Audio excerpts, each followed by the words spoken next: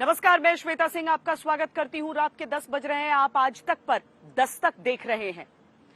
आज मैं मौजूद हूं गुजरात में, उसी गुजरात में जहां अरविंद केजरीवाल दिल्ली मॉडल दिखाकर वोट मांग रहे हैं।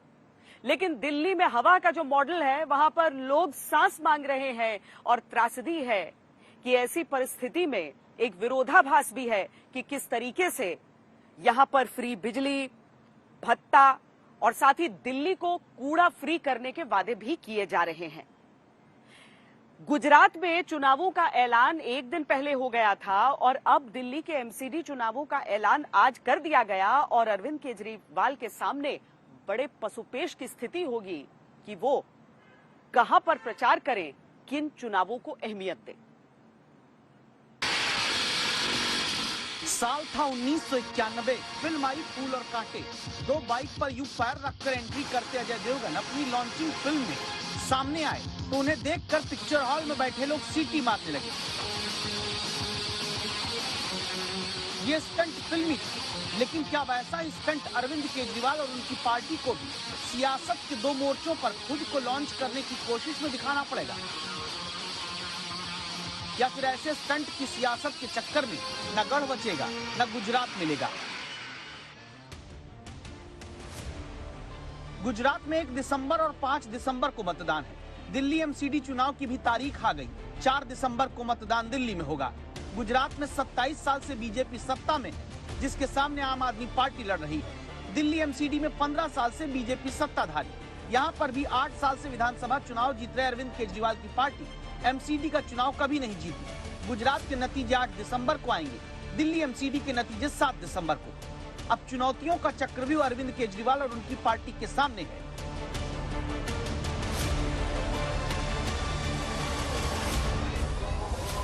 केजरीवाल और उनकी पार्टी को साबरमती से लेकर यमुना के किनारे तक चुनावी नाव एक साथ चलानी होगी। 182 विधानसभा सीटें एक तरफ और दूसरी तरफ दिल्ली के एमसीडी के 250 वार्ड की वॉर। जनता चुनाव लड़ेगी। आप देखिएगा, दिल्ली की जनता इधर चुनाव लड़ेगी और गुजरात की जनता उधर चुनाव लड़ेगी। इधर दिल्ली की जनता इनके 15 साल से के कुशासन से दुखी है, उधर गुजरात की जनता इनके 27 साल कुशासन से दुखी है। बीजेपी पूरी तरह से जिस प्रकार से देश में कमल खिल रहा है, उसी तरह से एमसीडी में भी कमल खिलेगा। आम आदमी पार्टी पूरी तरह से, उसकी सरकार एक्सपोज हो चुकी है।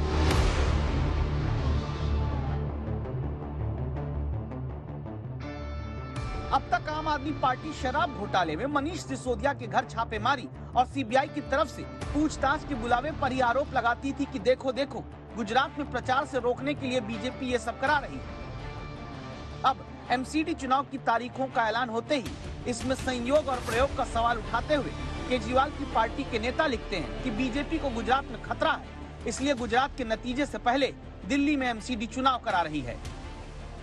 जो तारीखें अनाउंस हुई हैं वो भारतीय जनता पार्टी के डर को, उनके अंदर के भय को एक्सपोज करती हैं। न तो वो गुजरात में कॉन्फिडेंट है, न दिल्ली में कॉन्फिडेंट है। ये जो तारीखें जिस हिसाब से अरेंज की गई हैं, 1 तारीख वहाँ पे पहले चरण का, फिर 5 दूसरे का, बीच में 4 तारीख, उसके रिजल्ट से पहले ये वाला रिजल्ट सीधे सीधे भारतीय जनता पार्टी के भय को दुनिया के सामने रखता है। हम सुशासन को लेकर लोगों के पास पहुंचेंगे। ये जो फ्रीबीज को लेकर इन्होंने कुछ वोट जीतने के लिए कोशिश किए हैं, अभी लोगों को पता चल रहा है कि फ्रीबीज लेकर श्रीलंका में क्या हाल हुआ है। ऐसा लगता है कि भारतीय जनता पार्टी के मुख्यालय के अंदर ये तारीखें बनाई गई हैं और भारतीय जनता पार्टी नर्वस है गुजरात के रिजल्ट्स को लेके, इसलिए गुजरात के रिजल्ट आने से पहले एमसीडी के चुनाव कराए जा रहे हैं और एमसीडी के रिजल्ट आने से पहले गुजरात के चुनाव भी कराए जा रहे हैं। मतलब वो दोनों ही मामलों में कॉन्फिडेंट नहीं है। यही केजरीवाल साहब हैं जिन्होंने ये कहा था कि जिसको फ्री बिजली चाहिए अपने बिल पर फोटो लगाकर भेजा था, मुझे मिस कॉल कर दें। और यही केजरीवाल है 4 दिन बाद कहता है बीजेपी लोगों की सब्सिडी रोकना चाहती है बिजली की, हम रोकने वाले नहीं है। कंट्राडिक्शन है उस आदमी की। तो उनके रोज स्टेटमेंट बदलते हैं तो एक न एक दिन हर आदमी की समझ में आ जाता है कि केजरीवाल की कथनी और करनी क्या होती है। पिछले दिनों अरविंद केजरीवाल जब दिल्ली में गाजीपुर के कूड़े के पहाड़ के पास बीजेपी पर सवाल उठाते पहुंचे तो कहा था कि वो जादूगर है। जादूगर हूं मैं, जादूगर। दिल जीतना जानता हूं, लोगों के काम करेंगे, लोगों के सुख दुख में काम आएंगे, लोगों का दिल जीतेंगे। अब वोटर का दिल अगर केजरीवाल जीतना चाहते हैं तो वाकई जादूगर बनना पड़ेगा, क्योंकि अरविंद केजरीवाल के सामने गुजरात का विधानसभा चुनाव और साथ दिल्ली का एमसीडी चुनाव एक साथ लड़ना ही चुनौती नहीं, बल्कि गुजरात की जनता को दिल्ली का मॉडल दिखाकर वोट मांगते अरविंद केजरीवाल के दावों पर दिल्ली की हवा में जानलेवा प्रदूषण का मॉडल भी सवाल उठाने लगा है।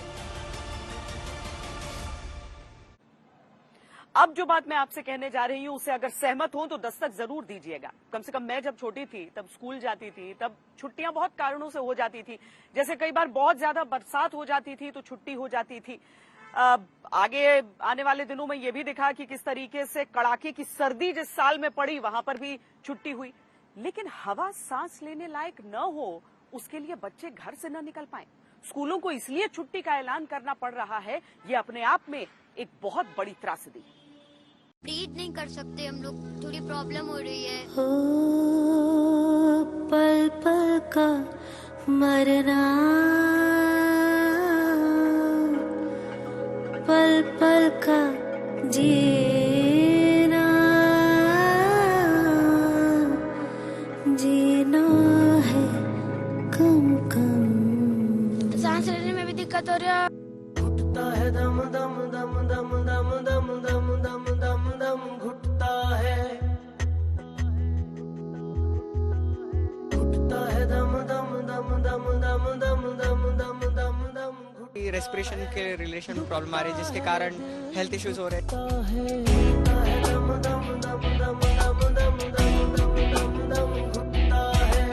डर है अंदर छुपता, बार बार गले में प्रॉब्लम हो रही है। सांस लेने में बहुत ज्यादा दिक्कत हो रही है। यहाँ पे आंखों में बहुत ज्यादा जलन महसूस हो रही है। जीना है कम कोई भी फिजिकल एक्टिविटीज करते हैं तो हमें प्रॉब्लम होती है सांस लेने में।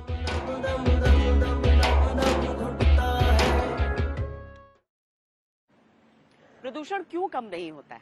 क्योंकि कोई सरकार ये मानती नहीं है कि प्रदूषण से किसी तरह का कोई नुकसान होता है। क्योंकि अगर एक व्यक्ति की मौत भी होती है तो उसके कारणों में ये नहीं रहता है कि प्रदूषण के कारण उस व्यक्ति की मौत हो गई है। जब राजनेता अपने घोषणा पत्र देते हैं तो उसमें प्रदूषण का मुद्दा सामने नहीं होता और हम आप एक वोटर के तौर पर इस मुद्दे को मांगते भी नहीं है। वो इसीलिए क्योंकि इससे जो भी नुकसान हो रहा है वो स्थायी तौर पर, प्रत्यक्ष तौर पर हमारी आंखों के सामने हमें नजर नहीं आता। तो आप समझिए कि प्रदूषण से हमें क्या नुकसान होता है, क्योंकि आम इंसान की जेब तक जब तक सीधा असर दिखता नहीं है तब तक किसी चीज के नुकसान का आकलन होता नहीं है। 3,000 रुपए हो गए बिजली के, 10,000 रुपए हो गए बच्चों की शिक्षा के, 5,000 रुपए हो गए दवाइयों के, टेस्ट के, 3,000 रुपए हो गए महिलाओं के और 6,000 रुपए बेरोजगारी भत्ता। 27,000 रुपए हर महीने हर परिवार को बचत हुआ करेगी। गुजरात में प्रचार करते अरविंद केजरीवाल जनता से ये वोट के बदले मुफ्त के वादों का आर्थिक गणित समझाते हैं। पार्टी कहती है कि गुजरात में जिता दो तो मुफ्त बिजली के नाम पर 3,000 रुपए, मुफ्त शिक्षा के नाम पर 10,000 रुपए, मुफ्त स्वास्थ्य सुविधा के नाम पर 5,000 रुपए, घर की महिलाओं को महीने के 1,000 रुपए के हिसाब से अगर 3 महिलाएं हुई घर में तो 3,000 रुपए, और घर में प्रति बेरोजगार 3,000 के हिसाब से 2 बेरोजगार हुए तो 6,000 रुपए देंगे, यानी महीने के 27,000 रुपए की बचत का हिसाब आम आदमी पार्टी ने गुजरात में समझाना शुरू किया। लेकिन किसी भी दल के ऐसे वादों के बदले क्या वाकई जनता सब कुछ मुफ्त में पाकर बचत हजारों रुपए की कर पाती है? ये राजधानी दिल्ली की तस्वीरें प्रदूषण की मोटी खतरनाक चादर में लिपटी हुई हवा में 1 नहीं 10 नहीं बल्कि 20 से कहीं ज्यादा सिगरेट के बराबर धुएं से फेफड़ों को खोखला कर देने की क्षमता है। दिल्ली के जो लोग मुफ्त में हर महीने 200 यूनिट तक बिजली पाते हैं, दिल्ली के जो लोग मुफ्त में 20,000 लीटर पानी पाते हैं, वो देश की राजधानी के नागरिक मुफ्त में पहले से मिलती आ रही हवा हर सीजन में एक तय समय तक शुद्ध नहीं पाते हैं। ऐसी हवा में दिल्ली के नागरिक जब सांस लेते हैं ना तो मुफ्त में जितना कुछ पाकर बचत होती भी होगी वो सारी बचत प्रदूषण का जहर क्या सोख नहीं लेता होगा? आंखों में जलन होती है, कई तरह की बीमारियां भी हो जाती है इस पॉल्यूशन की वजह से। तबीयत बहुत ज़्यादा खराब हो गई है पॉल्यूशन की वजह से ही। हर साल बहुत ज़्यादा परेशानी होती है। इवन बच्चों को भी सुबह सुबह बहुत ज़्यादा जब बस के लिए छोड़ने जाते हैं। बच्चों को खांसी जुकाम बार बार गले में प्रॉब्लम हो रही है, इसके लिए कुछ ना कुछ गवर्नमेंट करे कि हाँ बच्चों का ये प्रॉब्लम सही हो जाए। पॉल्यूशन की वजह से तो उनको बाहर ज़्यादा नहीं खेलने दिया जा सकता, जिसकी वजह से उनमें बहुत प्रॉब्लम आती है। कभी उनको छींक बहुत ज़्यादा आती है, हाँ उनको खांसी बहुत रहती है। ये समस्या आपने अभी सुनी। इस वक्त दिल्ली या आसपास के किसी भी शहर में आप रहते होंगे तो आपने इन मुश्किलों के बीच खुद को फंसा पाया होगा। अब आप इससे होने वाले अपने शारीरिक और आर्थिक नुकसान को नोट करिए। पहले नुकसान कैसे हो रहा है देखिए। दिल्ली और आसपास हवा में जहरीले प्रदूषण की वजह से दिल्ली में सभी प्राइमरी स्कूल बंद कर दिए गए, यानी बच्चे आपके अभी स्कूल नहीं जा पाएंगे। BS6 से नीचे की सभी डीजल कार समेत सभी डीजल वाहनों के दिल्ली में चलने पर फिलहाल रोक लग गई। सांस के पुराने मरीज और प्रदूषण की वजह से डॉक्टर के पास नए मरीज तेजी से बढ़ रहे हैं। जितने भी सांस के रोगी हैं, सांस के रोगी जितने भी हैं, उनको ये बहुत ज़्यादा तकलीफ एग्रीवेट हो जाती है, जिससे कि ओपीडी यहाँ पे सिविल हॉस्पिटल में थोड़ी बड़ी है पहले से। 10 से 15% के करीब जो रोगी हैं वो जिनको 15 दिन की दवाई देते हैं वो 15 दिन बाद आते हैं दवाई लेने, लेकिन वो जल्दी आ रहे हैं क्योंकि उनको वो सिम्टम ज़्यादा आने लग रहे हैं। घर के भीतर भी साफ हवा के लिए लोग बाजार से एयर प्यूरिफायर खरीद कर लाने लगे हैं। दावा है कि 40% तक एयर प्यूरिफायर की बिक्री दिल्ली में बढ़ गई।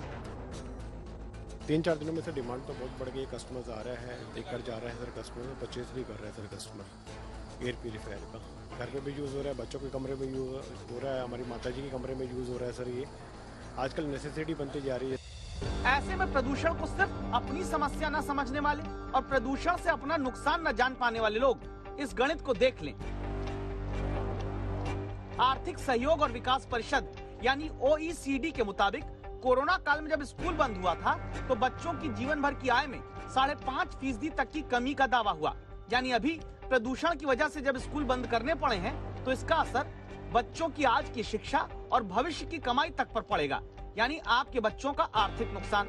जब प्रदूषण का स्तर बहुत खतरनाक होने के बाद BS6 से नीचे की सभी डीजल कार समेत सभी डीजल वाहनों के दिल्ली में चलने पर फिलहाल रोक लगी है तो बहुत से लोग या तो सार्वजनिक परिवहन का सहारा लेंगे या फिर समय ज्यादा उसमें लगने पर प्राइवेट टैक्सी लेंगे। इसमें आपका ज्यादा पैसा खर्च होगा।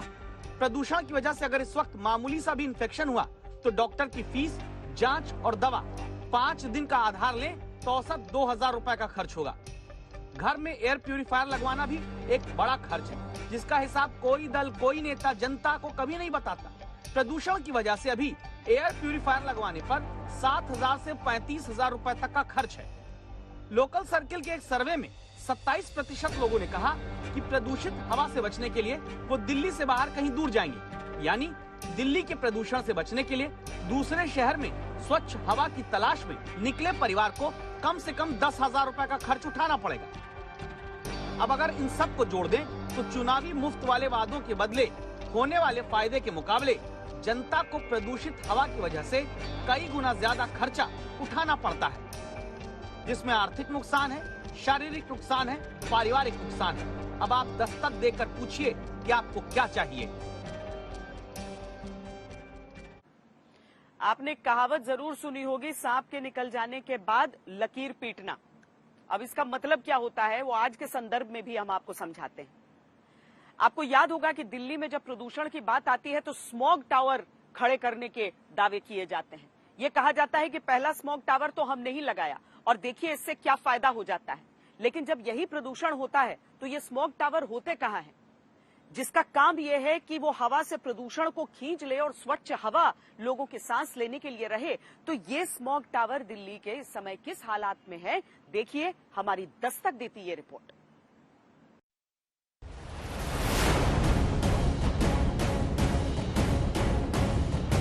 ये समस्या केवल दिल्ली की नहीं है, ये पूरे नॉर्दर्न इंडिया की समस्या है।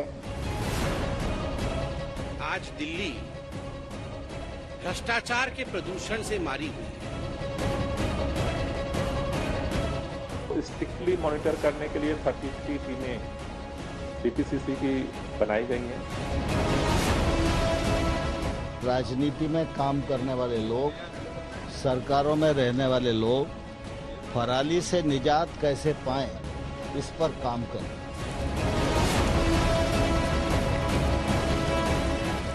अगर पंजाब में पराली जल रही है उसके लिए हम हमारी सरकार, हम जिम्मेदार हैं। पंजाब में विगत वर्ष से 34% का इजाफा है पराली जलाने में।